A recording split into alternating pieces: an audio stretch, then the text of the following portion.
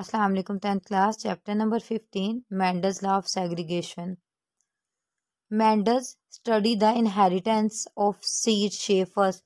सबसे पहले मेंडल ने जो विरासत के अंदर चीज़ स्टडी की थी वो थी सीड शेप, कि उसका सीड कैसा है, उसकी शेप कैसी है।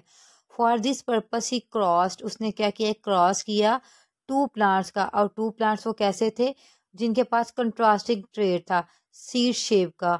कि सीड शेप को अगर हम चेक करें तो उसके अंदर दो कॉम्बिनेशन हो सकते थे, या वो राउंड हो सकता था, गोल हो सकता था, या रिंकल्ड, या उसके अंदर झुरी हो सकती थी।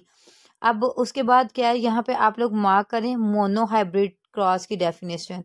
A cross in which only one trait is studied at a time is called mono hybrid cross. कि एक ऐसा क्रॉस जिसके अंदर एट अ टाइम हम सिर्फ एक ही ट्रेट को, एक ही खसूसियत को स्टडी करते हैं, उसे क्या कहते हैं, mono hybrid cross. Mono mean single है, हाइब्रिड मीन क्रॉस करना है एक दूसरे को।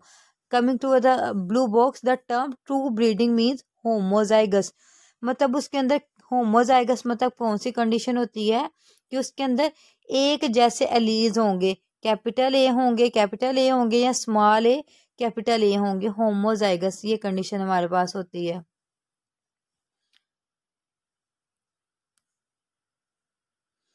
Mendel cross a true breeding round seeded plants with a true breeding wrinkle seeded plant. अब ये इसका क्रॉस था। First of all we will study the traits of pisum sativum. पहला है जी डोमिनेंट ट्रेट, फिर उसके बाद है रिसेसिव। जो ऊपर शो हुए हैं वो डोमिनेंट ट्रेट हैं जो अपने आप को एक्सप्रेस करेंगे, और जो नीचे शो हो रहे हैं ये हमारे पास क्या है, रिसेसिव ट्रेट। सीड शेप में डोमिनेंट कौन सा है, राउंड। और हमारे पास जो रिसेसिव है वो हमारे पास कौन सा है, रिसेसिव हमारे पास कौन सा है जी, रिंकल्ड।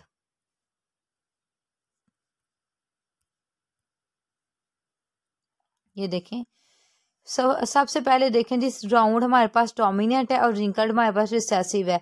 सीड कलर में येलो हमारे पास डोमिनेंट है, ग्रीन हमारे पास रिसेसिव है।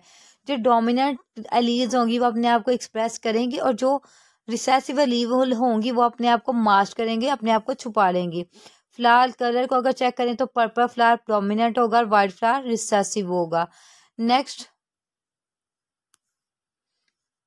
Port shape.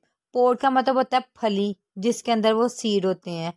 पोर्ट शेप में इन्फ्लेटेड जो सा होगा वो हमारे पास डोमिनेंट होगा, और कंस्ट्रिक्टेड जो थोड़े से बाल की शक्ल में होगा, वे भी होगा, तो वो हमारे पास रिसेसिव होगा। पोर्ट कलर का अब चेक कर लेते हैं कि फली का कलर कैसा होगा। जो ग्रीन होगा डोमिनेंट होगा, येलो रिसेसिव होगा।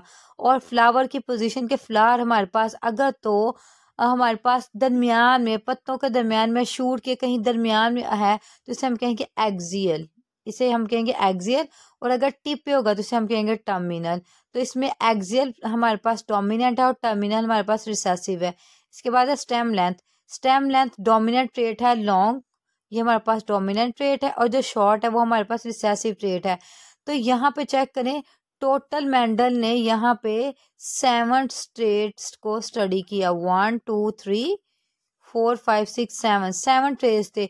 अब देखिए पीसीएम स्टाइवम के अंदर एक वैरायटी थी कि जिसको हम स्टडी कर सकते हैं, कि अगर हमें आंसर एक चीज़ से सही नहीं मिल रहा तो हम किसी दूसरी चीज़ से उसका आंसर निकाल सकते हैं। कि अगर सीड कलर से उसका आंसर सही नहीं आ रहा तो हम सीड शेप ले सकते हैं, फ्लावर कलर ले सकते हैं, पोर्ट शेप ले सकते हैं, पोर्ट कलर ले सकते हैं।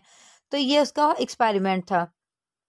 अब उसने क्या करवाया, उसने सारे के सारे राउंड सीडेड प्लांट्स को क्रॉस करवाया रिंकल सीडेड प्लांट्स के साथ। Are resulting seed of the next generation were round. तो इसके रिजल्ट में क्या हुआ, सारे के सारे सीड क्या निकले, राउंड। ट्रू ब्रीडिंग ऐसा क्रॉस होता है जिसके अंदर होमोजाइगस क्रॉस होता है। होमोजाइगस क्रॉस जिसके अंदर सेम जीन्स होती हैं। देखिए इसको हम क्रॉस को कहेंगे फर्स्ट पेरेंटल जनरेशन। अब इसको रीड कर लेते हैं, नेक्स्ट हम इसको स्टडी करते हैं। Mendel declare that traits round seed as dominant, के जो हमारे पास राउंड सीड का ट्रेट था वो डोमिनेंट था, while the wrinkle seed are recessive. The following year Mendel planted these seeds and allow the new plant to self fertilise.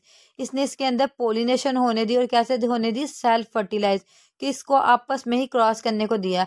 अब इसका रिजल्ट क्या था, ये उसके रिजल्ट की हमारे पास रेशो है।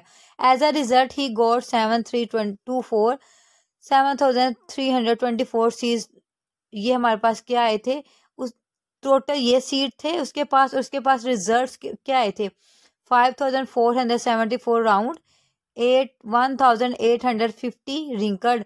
अब यहाँ पे हमारे पास ऑलमोस्ट रेशो बन रही थी 75% राउंड की और 1% हमारे पास किसकी रेशो आ रही थी, रिंकल्ड की।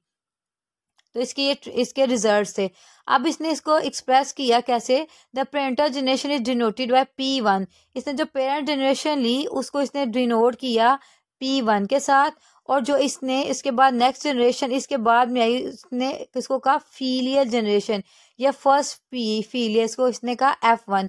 मतलब जब पेरेंट्स को आपस में क्रॉस करवाया तो उसके रिजल्ट में जो जनरेशन हमारे पास बनी वो हमारे पास थी F1, वो हमारे पास थी F1 जनरेशन, जो कि ये थी जिसको इसने कहा फर्स्ट फीलियर। और जब F1 का क्रॉस करवाया तो हमारे पास जो नेक्स्ट जनरेशन आई वो सेकंड फीलियर जनरेशन, ये F2 जनरेशन थी। अब इसका क्रॉस को चेक करते हैं। इसने क्या किया, उसने एक पेरेंटल जनरेशन ली, उसके अंदर इसने दो कंट्रास्टिंग ट्रेस को स्टडी किया, एक राउंड था और एक रिंकल था। जब राउंड और रिंकल का इसने क्रॉस करवाया तो F1 जनरेशन जो हमारे पास बनी, जो फर्स्ट डाटर जनरेशन बनी, उसके अंदर सारे के सारे सीड थे राउंड। अब आप यहाँ पे गौर करें, हम यहाँ पे हम सिर्फ और सिर्फ फिनोटाइप की बात कर रहे हैं, हम जीन्स की बात नहीं कर रहे कि दिखने में सारे के सारे हमारे पास जो सीड थे वो क्या थे, राउंड थे। अब जब इसने इस राउंड का आपस में कंपैरिजन करवाया, मतलब क्रॉस करवाया F1 का F1 के साथ, ये वाले राउंड का, ये ऊपर वाले राउंड का नहीं, ये वाले राउंड का, जब इधर क्रॉस करवाया F1 का, तो हुआ क्या, राउंड दोनों दिखने में तो राउंड थे लेकिन कहीं ना कहीं इसके पास रिंकल्ड की जो खसूसियात थी वो छुपी हुई थी। इस चीज़ को आप अंडरस्टैंड करें कि ये दिखने में तो राउंड थे लेकिन इसके जीन्स के अंदर रिंकल्ड की भी खसूसियात थी। तो जब इसने राउंड का क्रॉस करवाया तो हमारे पास 75% राउंड आए और 25% रिंकल्ड आए, और यही मेंडलीफ का रिजल्ट भी था। किसने कहा कि 75% रेशो आई हमारे पास राउंड की और 25% रेशो हमारे पास आई किसकी, रिंकल की। अब इसको मजीद इसने प्रूव करने के लिए क्या किया, एक और एक्सपेरिमेंट किया चेक करने के लिए कि जीन्स कैसे अपने आप को एक्सप्रेस कर रही थी। पहले तो हमने फिनोटाइप को देखा जो कि फिजिकल अपीयरेंस को डील करती है, अब हमने चेक करनी है जीनोटाइप कैसी थी। सिमिलरली व्हेन ट्रू ब्रीडिंग का मतलब होता है होमोजाइगस प्लांट्स, ट्रू ब्रीडिंग टाल plants were cross with true breeding short plant. अब इसने एक नई कैरेक्टरिस्टिक इंट्रोड्यूस करवाई, उसने इसको क्रॉस करवाया कि टाल प्लांट को उसने शॉर्ट प्लांट के साथ कंट्रास्ट करवाया। तो रिजल्टेंटली हमारे पास हुआ क्या कि टालनेस डोमिनेट ट्रेड था, तो सारी के सारी अगली जनरेशन हमारे पास क्या आई, टाल आई।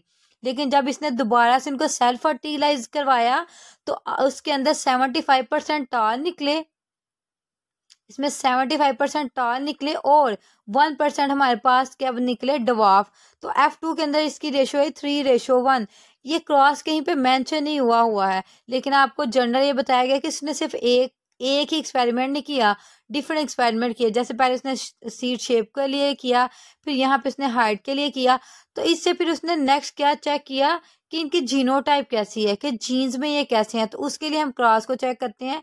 फर्स्ट उसने एक पेरेंटल जनरेशन ली जिसका उसने नाम रखा, जिसमें उसने दो ट्रेट लिए, एक उसका राउंड था और एक उसका रिंकल्ड था। अब जब राउंड और रिंकल्ड को उसने लिया तो उसने क्या किया, कैपिटल आर किया, स्मॉल किया। तो गैमेट्स के अंदर आपको पता नंबर ऑफ क्रोमोसोम हारा जाता है, तो अगर तो सेम होंगे तो एक दफ़ा लिखे जाएंगे, अगर डिफरेंट होंगे तो दोनों अलग-अलग लिखे जाएंगे। अब यहाँ से कैपिटल आर की जगह पे हम 1 आर लिख देंगे और स्मॉल आर की जगह पे 1 स्मॉल आर लिख देंगे।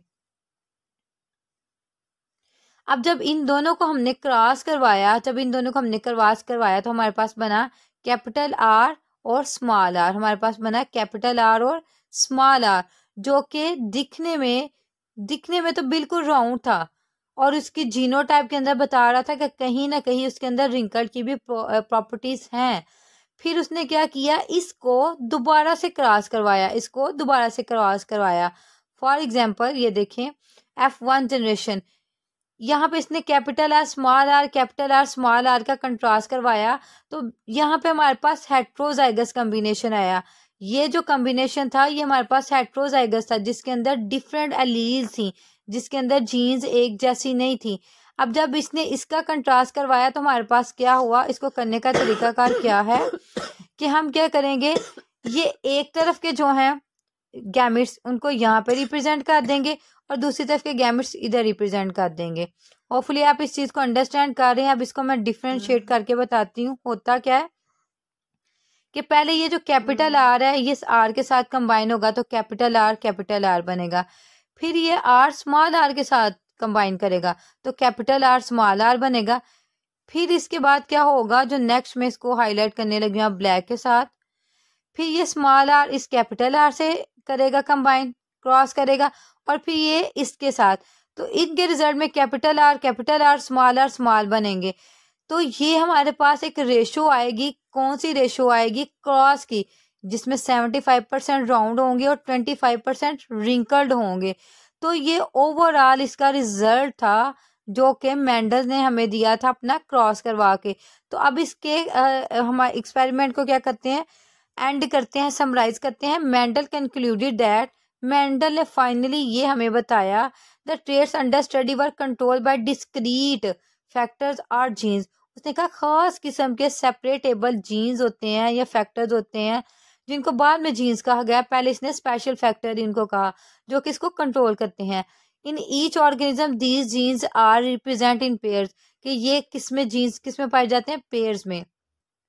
During gamete formation the genes, और इनके पेयर को क्या कहते हैं, alleles of each pair segregate का मतलब होता है अलहदा होना, सेपरेट आउट होना, from each other, and each gamete receive one genes from a pair, और हर गैमेट को एक एक जीन मिलती है।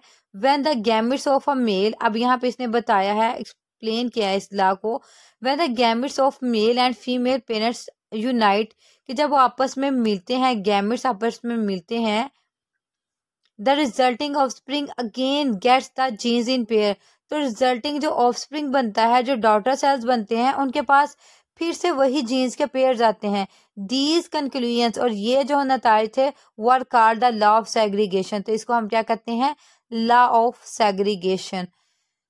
Hopefully you will get it.